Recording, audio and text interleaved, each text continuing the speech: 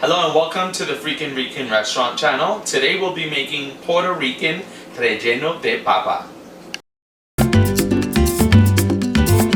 Yo te traigo esta bomba puertorriqueña. So now to begin the papa rellenas, we need to add some water into our saucepan. So we're gonna fill it up about halfway and put it onto the stove on high flame until the water starts boiling, okay? So let me that's about right. So we filled it up halfway. We're gonna bring it to the stove and put that on high flame and we're gonna cover it, okay? So it could begin to boil pretty quickly. All right, now we're gonna take, for this recipe, I'm just going to show you with maybe 3 of them. So I am using about 6-7 potatoes. And what we're going to do is we are going to clean off the potato just like this. Okay, can you see? Can you come closer? Okay, so we're going to take the potato and just run it through water. Make sure it's nice and clean, just like so. You know, make sure they're all nice and clean. Okay, now that the water has come to a full boil, like it's really boiling, that lets me know that the water is extremely hot. So now I want to throw in the potatoes. As you can notice, I did not peel the potatoes, okay? Because I'm gonna boil it, but I feel that the skin helps the potato to not absorb as much water. And on these 2 potatoes, the ends were not looking so great, so I just chopped them off, okay? But all of the potatoes are whole and not peeled, okay? So we're gonna throw that in there and make sure we don't burn ourselves. And so here we go. This recipe, I think I'm doing about 6 potatoes. In here I have 7 because my mom wants a potato. So we're doing 6. And we're going to throw in a dash of salt. Just like that. And we're going to cover it up for a good 20 minutes. And I think it should be done by 20, okay? So we'll see right. Okay, so now they are basically boiled up. I let them boil for 20 minutes and then I stuck a fork and they were still a little hard inside. So I let them continue to boil for 10 more minutes. So remember, you're going to let them boil for 10 more minutes. And so I just turned them off and they look great. Okay, so now what we're going to do is, this should be hot. So I'm going to get a rag. Give me 1 second. So I'm going to get a rag here, where it's snowflakes for Christmas, where it's not Christmas, it's actually spring, but, okay, so I'm just going to get a rag so I don't burn myself, and what we're going to do is drain it. So that's good. Okay, so we're just going to drain it, leave it uncovered. So what you want to do is let this cool down for a couple minutes. Let's say maybe 5 minutes, let it cool down. And then what will happen is that, right now it's really hot, but I want to show you here. What's going to happen is you're going to start to peel them. Okay, so the peel is just going to come out easily. I mean, you could do it now that it's hot, but I want to let it cool off just a tad bit, okay? So give it a 3-5 minutes, let it cool down a bit, and then we'll start peeling them, okay? Okay, so now what we're going to do is we're going to start peeling them. So I just let, like I said, 2-3 minutes pass. So it's still hot, but it's not extremely bad. So what I'm going to do is kind of just slice it with the knife. I'm holding it with the fork, so I have a fork in the potato, and then I'm kind of slicing a little the peel and then taking the peel off. So it's not as hard as you think it is, but the main thing is you don't want to burn yourself. Okay, so I'm just going to keep on doing this so you can make a little slice, and then right there you'll take off the peel. So I'm going to keep on peeling them, and we'll be right back. Okay, now we are ready to work. Now what we're going to do is we're going to put the potatoes in this bowl, just like this. Really easy, simple. You see they're nicely peeled. I'm going to put them in the bowl, and we're going to start to mash. Okay, so we're going to mash them all. I'm going to put this in the sink, get that out of the way.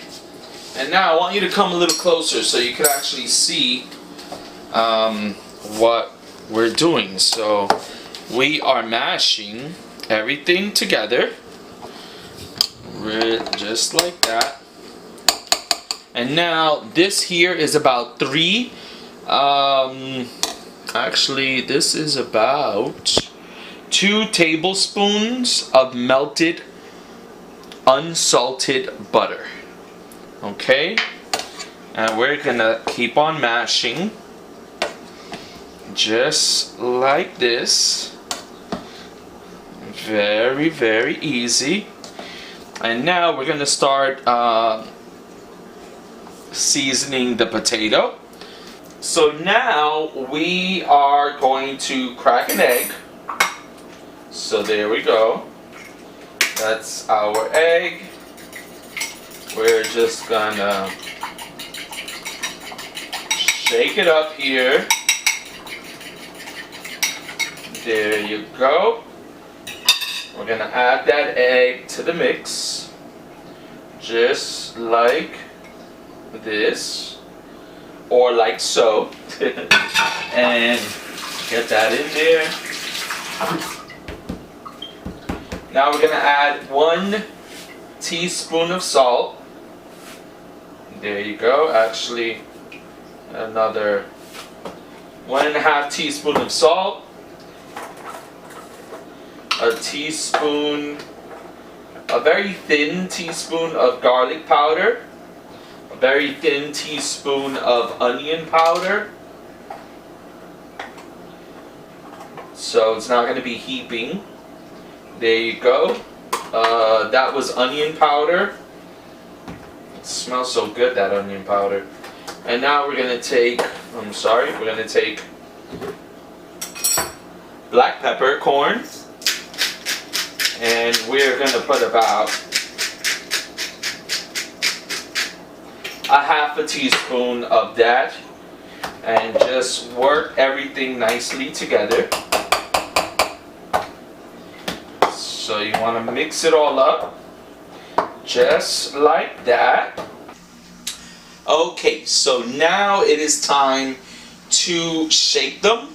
But before we shake them, we're going to put together the batter, I guess, the flour mix. So we are going to take cornstarch. We're going to take about 1 cup of cornstarch. Oh my god, I'm going to make a mess. Okay, so... And you're probably going to make a mess too at home, but anyway. So we have 1 cup of cornstarch there, and we're going to use about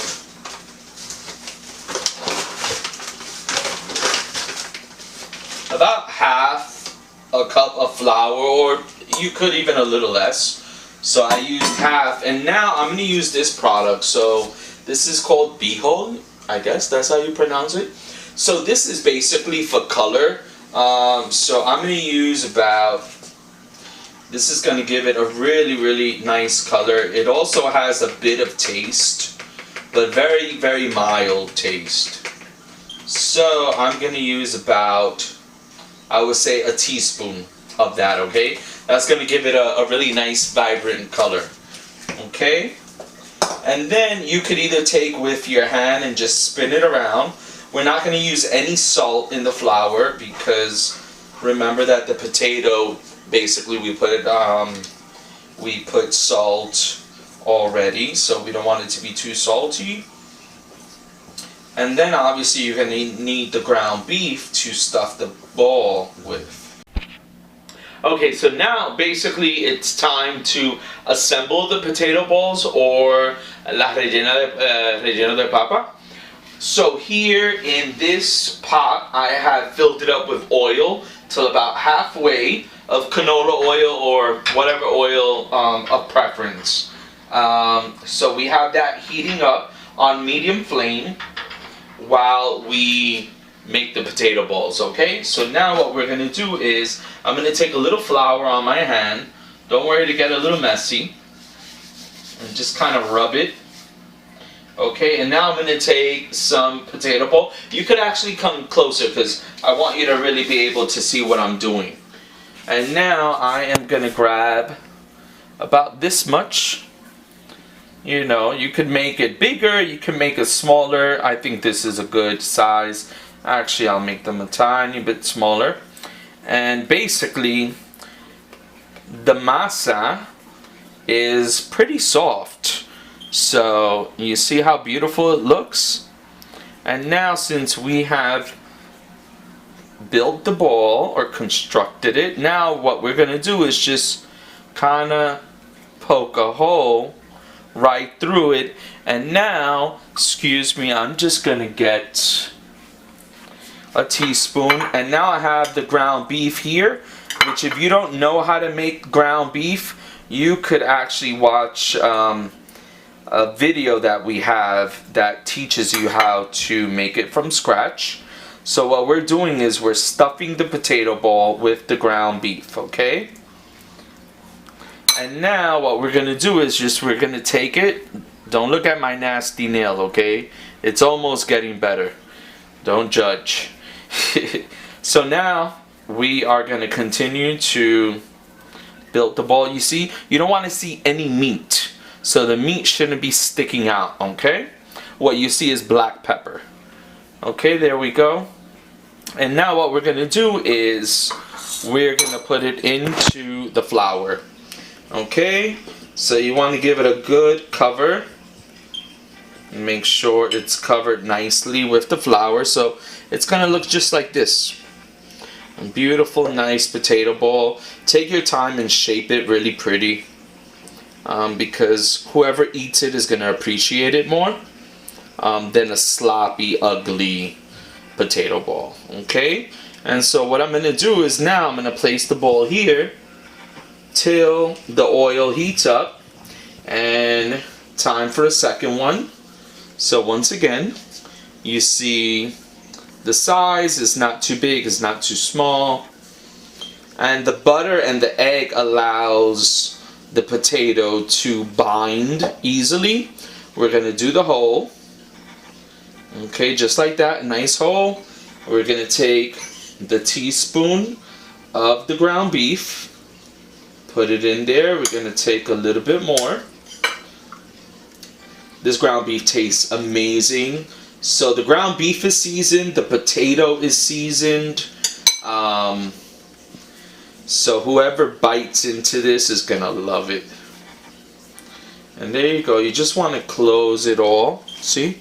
And then you start giving it a really pretty shape and just kind of pat it softly. And there you go. Has a good shape. Now we're gonna put it into the flour, mix it up there, and still giving it good shape, okay? Try not to get the flour all over the place, but there you go, you see? And it's beautiful, and there you go. You have 2 potato balls. I'm going to continue to do this, and then we're going to start frying. Okay, so now it is time to fry. I've had the oil on medium flame for probably about 5 minutes, but now I just want to make sure that it's hot enough, because you have to make sure that the oil is hot enough, or else the potato ball might break in half, and you don't want that. So what I'm going to do to test it out, I'm just going to throw a little piece of meat inside. So that tells me that it is hot enough, okay? So now what we're going to do, always with caution, let me just take this piece of potato meat out. Give me 1 second. I have a clean fork, but it's a little wet, so now I want to take this little piece out. Perfect. And now you could get a little bit closer so you could see, yep, this way. There you go. Okay. This is my mom once again recording this, so bear with us. So now I'm going to take the potato ball, and what I'm going to do is just, there you go. I am going to just throw it in. And take a closer look so you could see what's happening. So it's just frying up. And that'll probably take a couple minutes to fry. I would say something between 3, like 5, maybe 5 minutes or less. So just keep on eyeballing it, but leave it alone for a good 2 minutes, and then with a fork, just pick it up and see how golden it is, but it should have a nice golden color. So now, basically, we're done frying. So now it's time to take it out, and look how gorgeous it is. Look how beautiful this relleno de papa looks. Amazing. And so I'm just draining it a bit, and then I'm just gonna put it right there, let that rest. And now I'm going to continue to fry. We're going to put in our second one. There you go.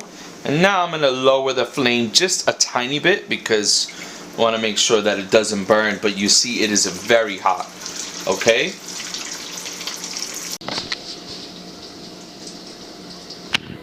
Okay, so now, of course, last and final, time to enjoy my masterpiece, which is la papa rellena. So this is how it looks. Doesn't it look amazing? Now what I like to do is just slice it, and you see how beautiful it looks inside. OMG. I like hot sauce. So I'm gonna put a little hot sauce. My God, I haven't had one of these in a while. So I am dying to dive in.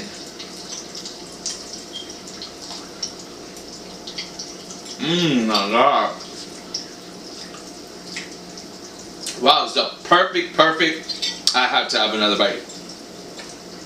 It's so good. You and your guests are gonna love it. Wow. It's so perfect. And what better to wash it down than a good cola champagne.